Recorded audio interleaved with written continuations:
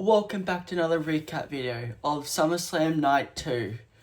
Summerslam Night 2 was so much better than Night 1. Let's get straight into it. It first started off with Finn Balor and Sami Zayn. Before the match started, Nick Aldis came out and said he's back in the general manager role. And then he said he's adding 2 more people to make a fatal 4-way. He added Gunther because Gunther won and he deserves it. And then as a special guest, I thought it was going to be Randy Orton because he returned on night 1 in the Korean CM Punk match. And the winner versus CM Punk. So I thought it was going to be Randy Orton. I did not expect it to be Kevin Owens. Kevin Owens is back in the WWE. However, KO has been away for 17 months from the ring, and he made the biggest moment of the entire weekend. Owens immediately went after everyone and hit cannonballs on Balor and Gunther. He then came face to face with Sami Zayn with the 2 friends embracing, and then they began fighting. There was a scary moment when Owens missed a swanton and landed around his previous injured neck, and I was saying, I hope he didn't get injured. And then towards the end, Gunther trapped Sami in a sleeper, but Finn Balor broke it with a coup de grace. Owens hit a stunner on Gunther, Balor, and finally Sami Zayn, and pinned Sami to win the match. And now Kevin Owens is the number 1 contender for CM Punk, the Undisputed Championship. This was an amazing way to begin the show. The match was exciting, but Kevin Owens returning and immediately earning a championship opportunity was the main story. If I would rate this a 5 out of 5. This is probably one of the best matches of the weekend. And then after, it was Trick Williams versus Baron Corbin. Trick attacked Corbin immediately, but Corbin quickly took control after hitting a deep 6 outside the ring. Little Yachty became involved and struck Corbin with the diamond kendo stick, and Trick behind, and with the Trick stick behind the ref's back. And then Trick followed it up with the Death Valley driver, but Corbin kicked out. Later, Trick was fighting Corbin on the apron with Little Yachty, and then Trick accidentally knocked Little Yachty through the table while trying to attack Corbin. And then Corbin then used the United States Championship behind the ref's back and then hit the End of Days to pick up the victory. I did not see any of this coming. I thought it would be an easy win for Trick, just to set up Trick versus Carmelo at probably WrestleMania or something. But now I think this there'll be like a triple threat in that, maybe like Carmelo, Trick, and Baron Corbin. I didn't mind this match, but there was too much interferences. Baron Corbin winning the championship while surprising, although Trick losing this quickly was a strange decision. Trick should have won. I think it was his third defense, but first at PLE, I really wanted him to retain. But I would rate this. This is like mid. I'll rate this a 3 out of 5. And then what was a banger ladder match? Chelsea Green, Tiffany Stratton, Charlotte Flair, Jade Cargill, and Lash Legend. This match was an absolute chaos. Jade hit Chelsea with the Jaded onto the ladder. Lash Legend then caught Tiffany during a Hurricane Rana attempt and powerbombed her onto another ladder. Tiffany came close to grabbing the championship, but Chelsea pushed the ladder over and sent her crashing onto everyone outside the ring. And what I really liked is the moment of the Tiffany and Chelsea Green like tag team moment. I think they'll be a great tag team. They're like friends. They're like Charlotte Flair and Alexa Bliss, kind of. I'm really liking their tag team friendship. And then B-Fab and Michin later appeared and attacked Chelsea Green while trying to help Jade. Chelsea was left hanging upside down from the ladder, but someone somehow pulled herself up, climbed to the top, and retrieved the championship. What I picked that best decision ever, and now if she does a good job, she can eventually win it again. This was one of the most entertaining matches of the night.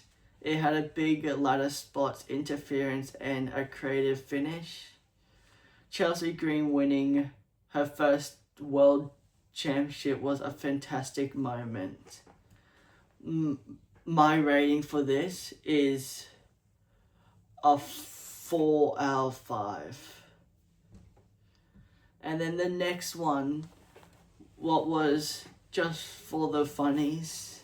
It was just a funny match. Danhausen and Dominic Mysterio with human monies on a pole. Danhausen faced Dominic and a human monies on a pole with a sack of money hanging above a ring. JD attempted to help Dominic, but the Minihausens arrived and created complete chaos. And then what I'm hating, and then Joe Hendry came out, but no one said his name. They're just like completely ruining Joe Hendry's gimmick. So Joe Hendry just randomly made a surprise appearance and took out JD McDonough across the back with the inched with a weapon. And then Dominic nearly reached the money, but Danhausen cursed him, caused by the pyro, and to shoot up from the turnbuckle and fell to the ground. Danhausen then grabbed the money and celebrated with Joe Hendry and the Minihausens. And Danhausen is now on an 18-0 streak. See if Danhausen can beat Goldberg's streak. This was obviously more of a funny segment than a serious wrestling match. Some people will probably love it, while others will think it is ridiculous. It was entertaining for what it was, but definitely didn't feel like a major Summerslam match. So I would probably put this at 3 out of 5. Or The next match of the night. Penta defended the Intercontinental Championship against the hometown challenger Chad Gable. Just saying, this is like the modern version of Kurt Angle versus Rey Mysterio. This is going to be like up there with match of the year. It'll be tied with the Mask vs. Mask match. This was easily one of the best pure wrestling matches on the show. Penta targeted Chad's injured shoulder after connecting with a dive outside the ring. He continued attacking the shoulder and even appeared to wrench it out of position. Gable fought back with a German suplex on the apron before hitting a beautiful moonsault. Yeah, just this match just flowed. They had so much chemistry. They're like soul wrestling tag, like this. They're like soul mates in wrestling. So I hope I can see more matches, just one-on-one with them. And then Penta then connected a Mexican destroyer on the apron and attempted another one inside. However, Gable reversed it into an ankle lock and forced Penta to tap out. This Chad Gable needed to win after the whole year losing to Penta on his debut, going down the Mexican route, learning the roots of Mexican, and then losing the Mask vs. Mask, apologizing to all the Mexicans. And in his hometown, they made the right decision. After the match, Chad celebrated with his family and thanked the crowd. And what I thought, Chad Gable's son was wearing the same outfit as Gable was. And in the Mask vs. Mask, as Chad Gable took off the mask, his son took off his mask. So like a small detail in both of those.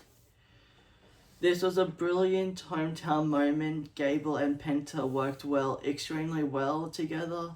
And Gable finally winning a single title felt completely deserved. And this, you can't guess, it's a 5 out of 5. Best match of the night. Best match of the weekend. And then the main event was Roman Reigns versus Seth Rollins. Main event was Roman Reigns defending the World Heavyweight Championship against his greatest rival, Seth Rollins. This match was filled with references to their history together. In the Shield, Seth hit multiple suicide dives before the fight moved into the crowd. Roman later powerbombed Seth through one table, and then Seth responded and put Roman through the other announce table. Rollins hit the pedigree and countered a spear with a stomp before Roman kicked out. Roman later hit Seth with a spear, but Roman also survived.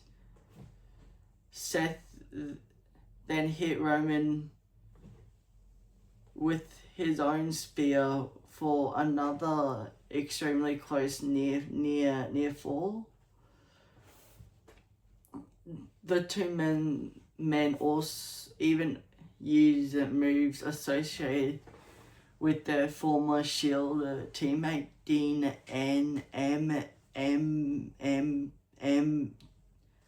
with his former teammate Dean. Seth hit the rebound clothesline while Roman answered a dirty deed. That was his the former Shield partner's finishing move. Roman accidentally speared the ref, allowing Rollins to hit another stomp with anyone available to count the pin. Seth then brought a chair into the ring, recreating the moment when he betrayed the Shield in 2014.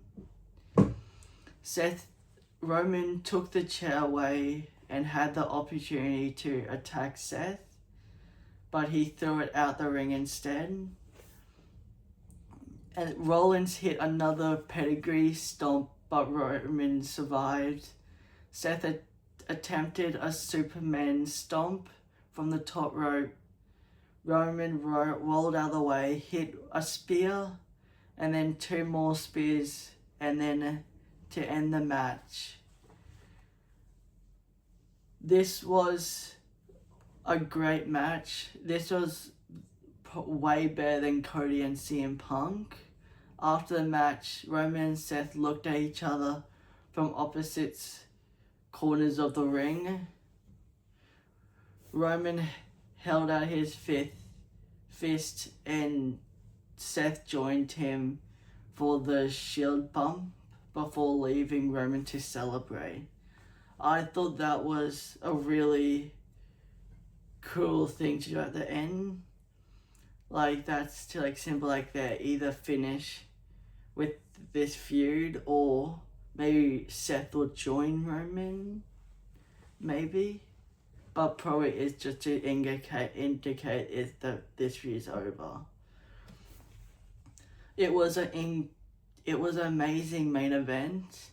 It had great wrestling callbacks to the Shield and a great conclusion to Roman and Seth's long-running rivalry.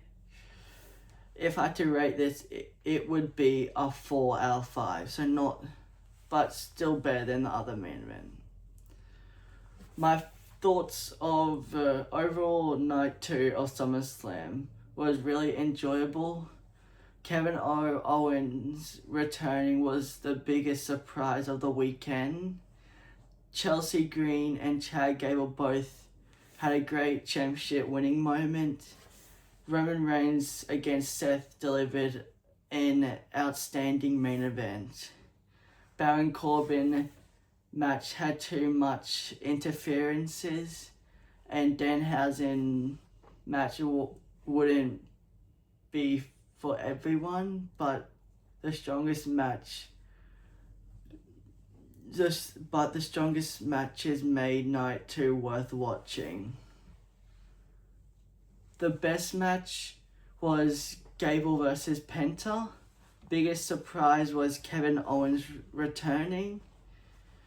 Biggest championship moment was probably a tie between Chad Gable winning the Intercontinental and Chelsea Green. The whole SummerSlam night 2, I would rate 4 out of 5. Thanks for watching, guys. Please leave a comment down below. Like and subscribe. But other than that, I'm out. Peace.